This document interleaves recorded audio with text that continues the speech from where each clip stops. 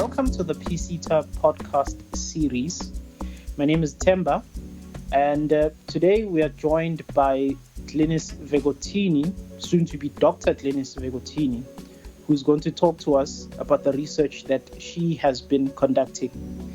As part of the deliverables in terms of the PSETA Real Research Partnership, Real undertook to design and produce a number of podcasts. The intention of this PSETA podcast series is, firstly, to showcase the findings of key research or key areas of research conducted on behalf of the PSETA, and secondly, to reflect and engage with some of the key issues that are facing the public service sector in terms of issues around skills, capabilities, competence, and capacity.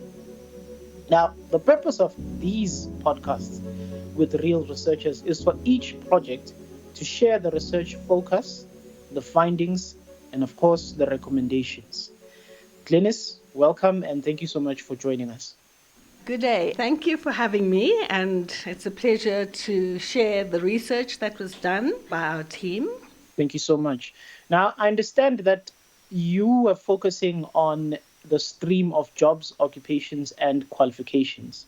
Can you please briefly tell us what was this research project about?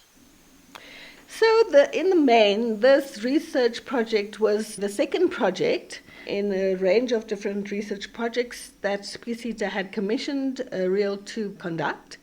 And this one focused mainly on jobs, occupations, and qualifications in the South African public service sector. And this was done with a view to develop a framework for mapping occupations to qualifications. The research activities, they provided a response to two main questions. So firstly, it looked at what are the links between jobs, occupations, and qualifications. And secondly, it examined how to align work tasks of a job, the core knowledge and qualifications of an occupation, and the contextual needs of specific departments within the public service sector. So these two questions were really crucial, and it really tried to assist the PSETA in supporting education and training interventions that they usually have in the public sector, and for guiding departments in identifying their skill requirements. No, thank you so much. I can imagine how much of a mammoth task it is. Here at the center, we always emphasize how difficult it is to link those three categories or those three phenomena, jobs, occupations, and qualifications. Can you then delve a bit deeper on what was the central problem or concern that the research was trying to address? So what the PSETA indicated was that their main problem was that they faced numerous challenges around occupational data that they receive from different departments or at different levels of government. And this makes it very difficult for them to plan their educational offerings to their stakeholders. So the problem that had to be investigated was to know or to understand how or why the PSETA is putting together the relevant education interventions to support the sector's workers so that they can actually provide a more capable state. No, thank you so much. And then what would you say were the objectives that were selected to unpack this concern? So I would say with this concern in mind, there were several objectives within this research project. We tried to get a deeper understanding of the meaning of jobs, occupations, and qualifications.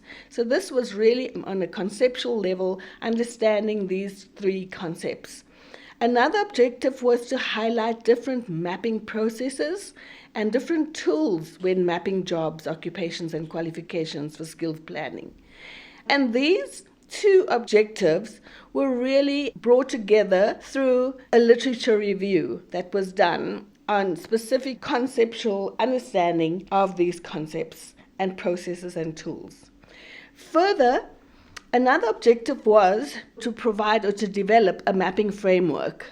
And this included different factors and different sources of information that the department would need to take into consideration when they map or during their mapping process. So 5 occupations were mapped from the PSETA's 10 priority occupations. And so we had 2 frameworks that were developed, an initial framework, and this was then taken to a number of workshops, and also it was taken to interviewees to consider. And after consultation in those 2 processes, we then came up with a revised framework which can be used by the PSETA. In those workshops and the interviews, we also identified challenges in the mapping process. Then we were able to make these broad recommendations in line with the challenges on how to best actually approach the mapping process. No, fascinating. Thank you so much. I mean, these objectives that you're now presenting set us up very nicely for the remaining 3 questions that we're going to have. So you spoke about the various challenges and the recommendations, etc. But can we please start with the main findings that emerged from this research? What would you say these were? So the findings that evolved from the research, some of them, and mainly from the workshops and interviews, was that occupational mapping processes vary significantly from what occurs in the sectoral skills planning authority and what occurs in different public services sector organizations, such as your national bodies or your training providers or your different departments at local and national levels and provincial levels. So there's a real big difference between how mapping processes actually occur. Also, from a public service perspective, jobs, occupations, qualifications mapping process, they primarily use job descriptions in the OCS. And then they only use the OFO when reporting on occupational skills plan. And the process is used for public service departments' recruitment, for their remuneration, for performance management and career progression activities. So this is what we found was one of the findings, while also when we reviewed training requirements for entering the public service sector, the specific challenge raised is that definitions of occupations and jobs need to be a lot more detailed when you're mapping. And they have to relate jobs and occupations to the requirement of skills and qualifications to practice. So this finding needs to also be seen in the context of the current effort to professionalize the public service sector.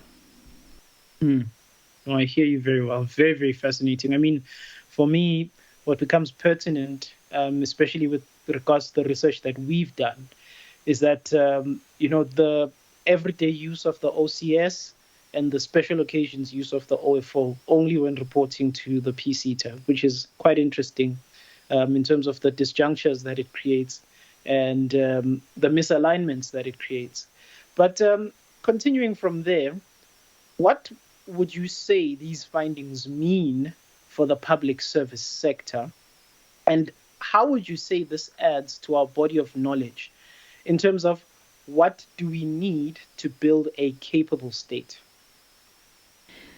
So I would say that this research provided the public service sector with much better insights into the link between jobs, occupations, and qualifications from a conceptual perspective, right? So doing the literature review and providing and understanding how these concepts link to each other was quite crucial.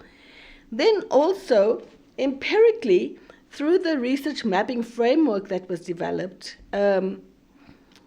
the sector could then have a much more systematic methodology of mapping. And these are really the 2 main areas that would benefit the PSETA and the public service sector. So in the first question that I mentioned earlier, which focused on the links between jobs, occupations, and qualifications, this was answered through the provision of this conceptual and empirical understanding. And the concepts that were explained in the literature were concepts like what are jobs, what are occupations, what is knowledge, and what is qualifications. The framework that was developed was founded on this literature and then brought together these concepts in a really meaningful way for us. And the framework therefore enables one to capture information from various sources in a more holistic, systematic manner. So the second question that we looked at, which was about the alignment of tasks of a job, the core knowledge, the qualifications of an occupation, and the contextual needs, this highlighted the importance of how users should analyze the information that they gather. It's also very crucial to note that some information may align easily while others never do. So the critical thing is that in the process of analyzing information, user discretion actually becomes really paramount. Mm. Mm. Mm. Okay, no, I hear you. I hear you very, very well. Can you still hear me? Oh, okay. Okay, no, I hear you. And then finally, can you please explain what are the recommendations that emerged to address the problem that you've researched? And a second part to that question, what do these recommendations then mean in terms of how we locate the issue of skills within the public service sector? So the main recommendation I would think that emanates from this research is that the mapping framework, which was developed through this research, provides the public service sector with a systematic methodology to strengthen how public servants go about doing their skills planning, and it should be used to improve alignment between jobs, occupations, and qualifications. And with saying this, I would say that all of the above that we've just discussed, even though it can be quite complex and indirect, they impact on policy formulation, they impact on implementation, and ultimately not only the public service sector's understanding of demand-side dynamics, but also the quality and efficacy of its education and training supply-side interventions. Yeah, no, certainly very, very interesting work that you've done, Glynnis. And that brings us to the end of our conversation this morning. Thank you so much for your work in the field of jobs, occupations, and qualifications within the public service sector. Thank you very much, Themba. Thanks for the opportunity.